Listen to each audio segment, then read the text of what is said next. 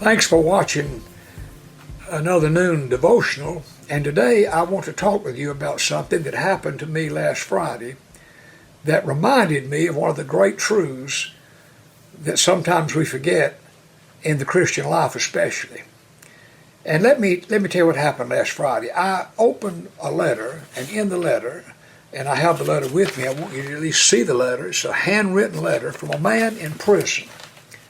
And in the letter, the bottom line of the letter was that his sister had sent him some of Dottie's healing verses. He had developed cancer and was being treated in the prison system in a unit for people that are going through chemotherapy.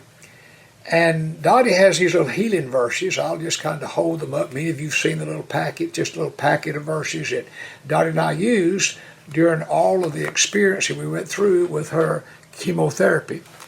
And what a blessing they were to us. And we had these printed little packets of them and gave them out to the church. And some 8,000 or 10,000 have been given out and sent all over the place. Well, this lady, this man's sister, sent him this packet. And the prison system, of course, when you send things to a prisoner, it has to be checked for security reasons, and they rejected letting him have this packet, and he protested that. They have a system to do that. And a board looked at it and reversed their decision and said, no, it's fine to give him this little packet of Bible verses, and they did. And in the letter, he tells me how these verses helped him through his entire chemotherapy treatment. And then he went on to say the end of the story was he's now declared cancer-free. It's really a remarkable testimony. But here's the lesson. Here's what really spoke to my heart, that his sister, she did something that's really not all that complex. I mean, if you have a brother going through what he was going through, where he's going through it, wouldn't it be if you had something you thought would help? So she did something that didn't seem like a very big thing. But let me tell you something. It turned out to be a huge thing.